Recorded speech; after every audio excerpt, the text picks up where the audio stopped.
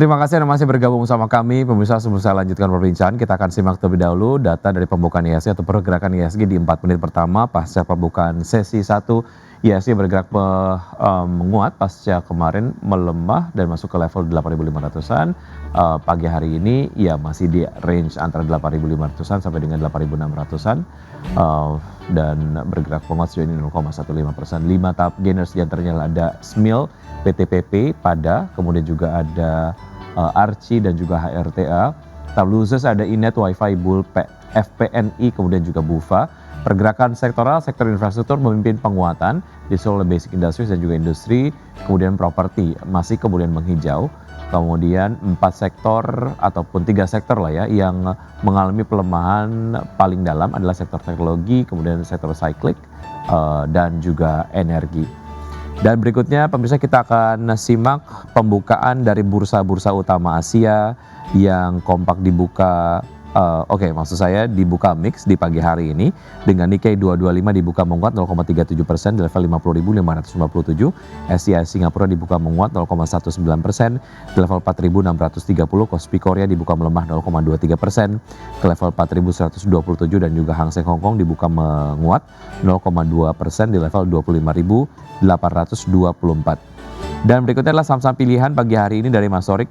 Pemirsa dapat Anda saksikan di layar televisi, diantaranya adalah ada Antam dengan rekomendasi swing trade dengan support di 3110, resistance di 3340, Wi-Fi direkomendasikan buy on break dengan support di 3330 dan support resistance maksud saya di 3770.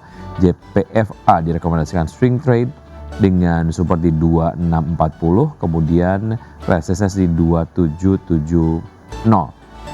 Baik, kita ke saham-saham pilihan pagi hari ini Mas Torik.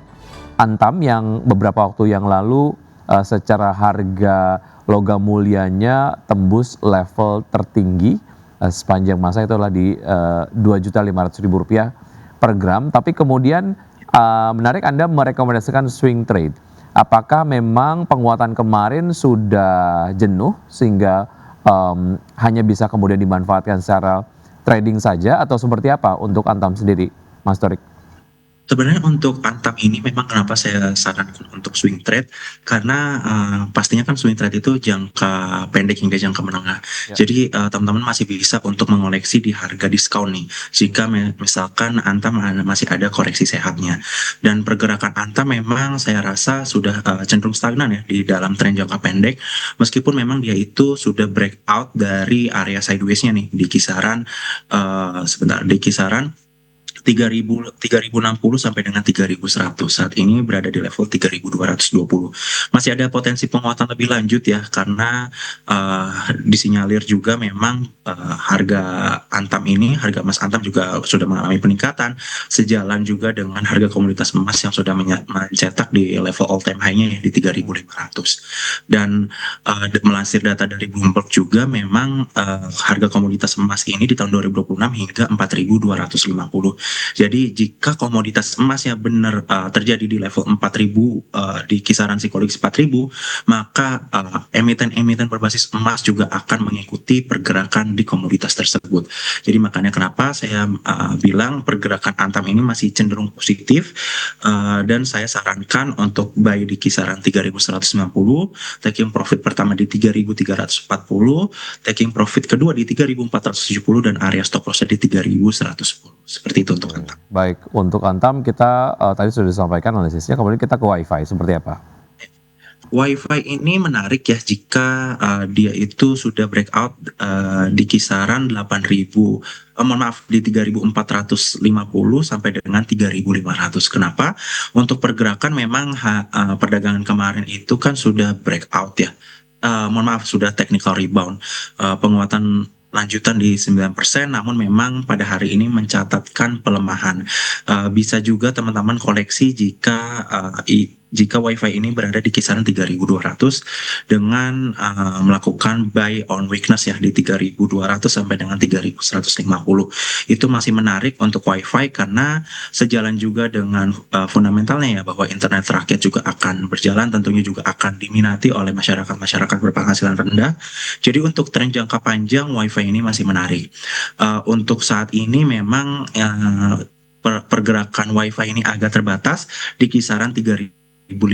Jika memang nantinya sudah breakout di level 3.500, itu bisa buy on breakout dengan target selanjutnya di 3.770 sampai dengan 3.990. Seperti itu untuk WiFi. Kita ke Java Confit, seperti apa analisisnya Mas Torik? Java ini memang pergerakan di jangka menengah itu kan dalam fase uptrendnya. Meskipun memang jangka pendeknya ini masih bergerak sideways ya dengan kecenderungan menguat.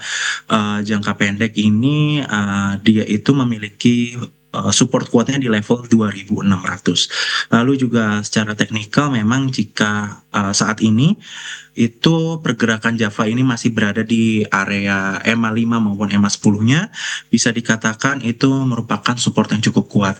Jika nantinya Java ini kuat di level 2.680 sampai dengan 2.700, ada probabilitas penguatan lebih lanjut di level 2.700 sampai dengan 2.800.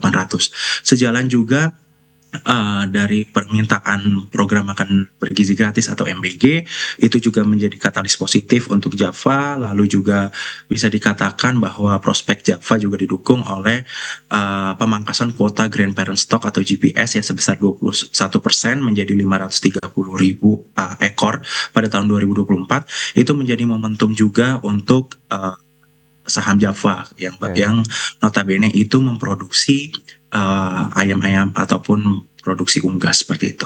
Baik, itu tadi beberapa saham-saham yang direkomendasikan oleh Mas Torik, diantaranya adalah ada Antam, WiFi dan juga JPFA. Sedikit mengenai proyeksi IHSG di hari ini, Mas Torik, singkat saja. IHSG memang sesuai prediksi saya bahwa perdagangan hari ini akan cenderung menguat ya, karena balik lagi IHSG ini cukup kuat di kisaran 8.500, justru malah hari ini terjadi aksi technical rebound.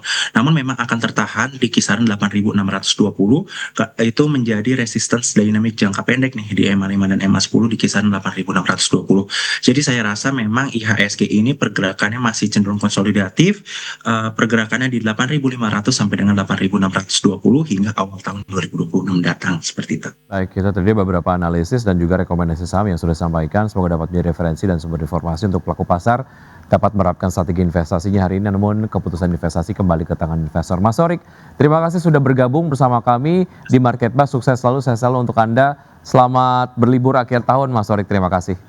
Ya, terima kasih. Baik, dan pemirsa tetap bersama kami. Usai jeda, rekan Rosalinsu dan juga saya akan menyampaikan informasi menarik lainnya. Ocha, informasi apa yang akan disampaikan nanti? Ya baik Wiki dan juga pemirsa, kami akan kembali hadir dengan informasi diantaranya terkait dengan PT J Resources Asia Pacific Tbk targetkan penjualan senilai 4,8 triliun rupiah hingga akhir tahun 2025. Informasinya kami hadirkan usai jeda berikut, tetaplah bersama kami.